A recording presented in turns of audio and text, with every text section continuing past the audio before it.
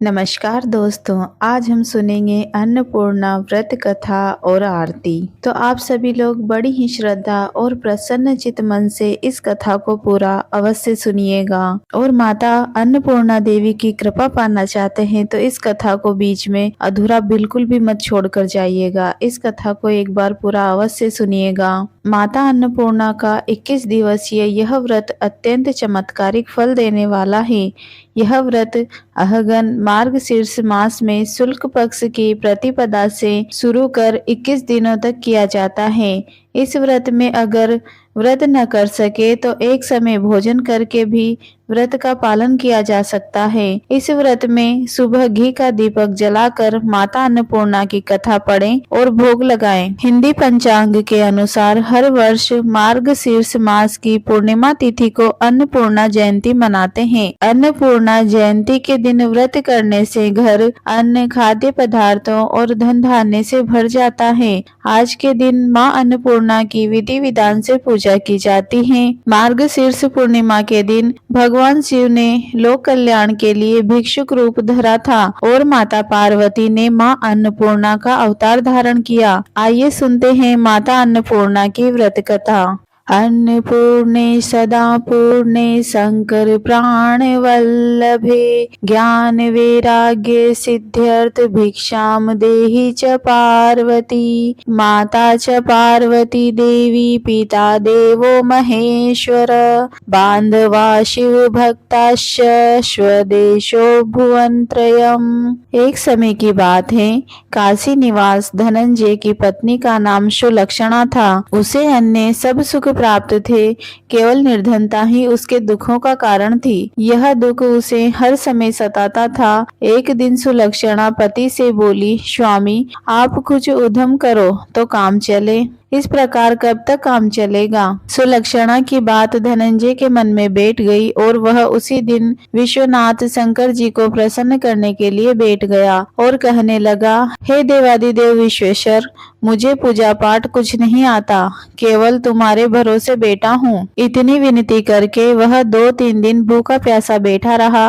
यह देखकर भगवान शंकर ने उनके कान में अन्नपूर्णा अन्नपूर्णा अन्नपूर्णा इस प्रकार 3 बार कहा। यह कौन क्या कह गया? इसी सोच में धनंजय पड़ गया कि मंदिर से आते ब्राह्मणों को देखकर पूछने लगा, पंडित जी अन्नपूर्णा कौन है? ब्राह्मणों ने कहा, तू अन्न छोड़ बैठा है सो तुझे अन्न की ही बात सूझती है, जा घर जाकर अन्न ग्रहण कर।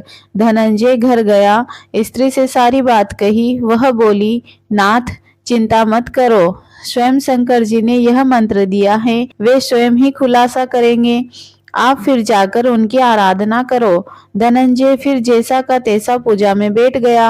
रात्रि में शंकर जी ने आज्ञा दी, कहा तू पूर्व दिशा में चला जा। वह अन्नपूर्णा का नाम जपता जाता और रास्ते में फल खाता, झरनों का पानी पीता जाता। इस प्रकार कितने ही दिनों तक वह चलता गया। वहां उसे चांदी सी चमकती वन की शोभा देखने में आई, सुंदर सरोवर देखने में आए। उसके किनारे कितनी ही अप्सराएं झुंड बनाए बैठी थी, एक कथा कहती थी और सब माँ अन्नपूर्णा इस प्रकार बार बार कहती थी। यह अहगन मास की उजेली रात्रि थी और आज से ही व्रत का ये आरंभ था। जिस शब्द की खोज करने वह निकला था वह उसे वहां सुनने को मिला। धनंजय उनके पास जाकर पूछता है, हे देवियों आप यह क्या करती हो? उन सब ने कहा, हम सब माता अन्नपूर्णा का व्रत करती हैं। व्रत करने से पूजा करने से क्या होता है? यह किसी ने किया भी है? इसे कब किया जाए? कैसा व्रत है? यह व्रत कैसा है और कैसी विधि है, मुझसे भी कहो। वे कहने लगी, इस व्रत को सब कोई कर सकते हैं। 21 दिन तक के लिए 21 गांठ का सूत लेना चाहिए। 21 दिन यदि न बने तो 1 दिन उपवास करें। यह भी न बने तो केवल कथा सुनकर प्रसाद ले, निराहार रहकर कथा कहें। कथा सुनने के लिए कोई ना मिले तो पीपल के पत्ते पर सुपारी, पीपल के पत्तों के सामने या घृत कुमारी यानी कि गंवार पाठा वृक्ष के सामने दीपक को साक्षी कर सूर्य, गाय, तुलसी या महादेव को बिना कथा सुनाए मुख में दाना न डालें। यदि भूल से कुछ पड़ जाए तो 1 दिवसीय उपवास करें। व्रत के दिन क्रोध न करें और झूठ न बोले। धनंजय बोला, इस व्रत के करने से क्या होगा? वे कहने लगी, इसके करने से अंधों को नेत्र मिले, लूलों को हाथ मिले, निर्धन के घर धन आए, बांझी को संतान मिले, मूर्ख को विद्या आए। जो जिस कामना से व्रत करे माँ उसकी इच्छा पूरी करती है। वह कहने लगा, बहनों, मेरे भी धन नहीं है, विद्या नहीं है, कुछ भी तो नहीं है। मैं तो दुखिया ब्राह्मण हूँ, मुझे इस व्रत का सूत दोगी? हाँ भाई, तेरा कल्याण हो, तुझे देंगी। ले इस व्रत का मंगलसूत्र ले। धनंजय ने व्रत किया। व्रत पूरा हुआ तभी सरोवर में से 21 खंड की सुवर्ण सीढ़ी हीरा मोती जड़ी हुई प्रकट हुई। धनंजय जय अन्नपूर्णा कहता जाता। इस प्रकार कितनी ही सीढ़ियां उतर गया तो क्या देखता कि करोड़ों सूर्य से प्रकाशमान अन्नपूर्णा का मंदिर है। सामने सुवर्ण सिंहासन पर माता अन्नपूर्णा विराजमान है। सामने भिक्षा हेतु शंकर भगवान खड़े हैं। देवांगनाएं चंवर ढुलाती हैं। कितनी ही हथियार बांधे पहरा देती हैं। धनंजय दौड़कर जगदम्बा के चरणों में गिर गया। देवी उसके मन का क्लेश जान गई। धनंजय कहने लगा, माता, आप तो अंतर्यामी हो, आपको अपनी दशा क्या बताऊं? माता बोली, मेरा व्रत किया है, जा, संसार तेरा सत्कार करेगा। माता ने धनंजय की जीवा पर बीज मंत्र लिख दिया। अब तो उसके रोम रोम में विद्या प्रकट हो गई। इतने में क्या देखता है कि वह काशी विश्वनाथ के मंदिर में खड़ा है। माँ का वरदान ले धनंजय घर आया। सुलक्षणा से सब बात कही। माताजी की कृपा से उसके घर में संपत्ति उमड़ने लगी। छोटा सा घर बहुत बड़ा गिना जाने लगा। जैसे शहद के छत्ते में मक्खियां जमा होती हैं, उसी प्रकार अनेक सगे संबंधी आकर उसकी बड़ाई करने लगे। कहने लगे, इतना धन और इतना बड़ा घर, सुंदर संतान नहीं, तो इस कमाई का कौन भोग करेगा? सुलक्षणा से संतान नहीं है, इसीलिए तुम दूसरा विवाह करो। अनिच्छा होते हुए भी धनंजय को दूसरा विवाह करना पड़ा और सती सुलक्षणा को शोक का दुख उठाना पड़ा। इस प्रकार दिन बीतते गए। फिर अहगन मास आया। नए बंधन से बंधे पति से सुलक्षणा ने कहलाया कि हम व्रत के प्रभाव से सुखी हुए, इस कारण यह व्रत छोड़ना नहीं है। यह माताजी का प्रताप है जो हमें इतने संपन्न और सुखी है। सुलक्षणा की बात सुन धनंजय उसके वहां आया और व्रत में बैठ गया। नई बहू को इस व्रत की खबर नहीं थी। वह धनंजय के आने की राह देखती रही।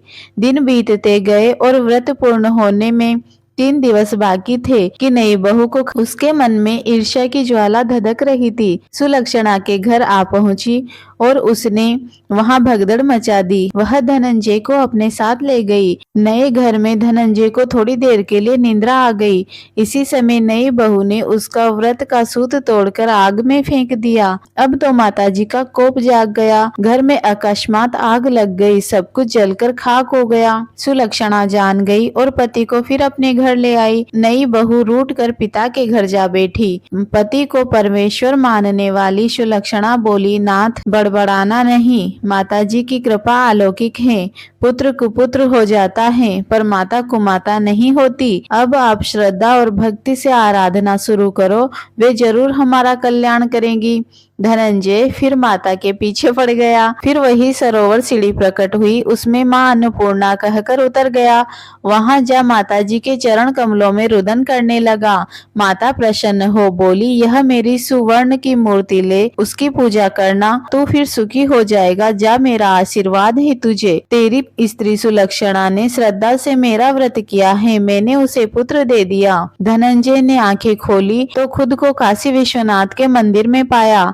वहां से फिर उसी प्रकार घर को आया। इधर सुलक्षणा के दिन चढ़े और महीने पूरे होते ही पुत्र का जन्म हुआ। गांव में आश्चर्य की लहर दौड़ पड़ी। मान्यता आने लगा। इसी प्रकार उसी गांव के निसंतान सेठ के पुत्र होने पर उसने माता अन्नपूर्णा का मंदिर बनवा दिया। उसमें माताजी धूमधाम से पधारी, यज्ञ किया। धनंजय को मंदिर के आचार्य का पद दे दिया गया। जीविका के लिए मंदिर की दक्षिणा और रहने के लिए बड़ा सुंदर सा भवन दिया। धनंजय स्त्री पुत्र सहित वहां रहने लगा। माताजी की चढ़ावे में भरपूर आमदनी होने लगी। उधर नई बहू के पिता के घर डाका पड़ा, सब लूट गया। वे भीख मांग कर पेट भरने लगे। सुलक्षणा ने यह सुना तो उन्हें बुला भेजा, अलग घर में रख लिया और उनके अन्न वस्त्र का प्रबंध किया। धनंजय, सुलक्षणा और उसका पुत्र माताजी की कृपा से आनंद से रहने लगे। माताजी ने जैसे इनके भंडार भरे वैसे ही सबके भंडार भरे। अन्नपूर्णा माता की आरती। बारंबार प्रणाम मया, बारंबार प्रणाम। जो नहीं ध्यावे तुम्हें अंबिके, कहाँ उसे विश्राम।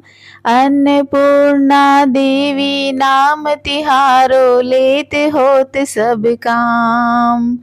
बारंबार प्रणाम मया तुम्हें, बारंबार प्रणाम। प्रलय युगांतर और जन्मांतर, कालांतर तक नाम। सुरों की रचना करती, कहाँ कृष्ण कहाँ राम। बारंबार प्रणाम मया तुम्हें, बारंबार प्रणाम। चूमहि चरण चतुर चतुरानन, चारु चक्रधर श्याम। चंद्रचूड़ चंद्रानन, चाकर शोभालक ही ललाम। बारंबार प्रणाम मया, बारंबार प्रणाम। देवी देव दयनीय दशा में, दया दया तब नाम। त्राहि त्राहि शरणागत वत्सल, शरण रूप तब धाम। बारंबार प्रणाम मया, बारंबार प्रणाम। श्री ह्रीं श्रद्धा, श्री ए विद्या, श्री क्लीं कमला कांति। भ्रांतिमयी कांति शांतिमयी, वरदे तु निष्काम। बारंबार प्रणाम मया, बारंबार प्रणाम। बारंबार प्रणाम मया, बारंबार प्रणाम। बोलो अन्नपूर्णा माता की जय।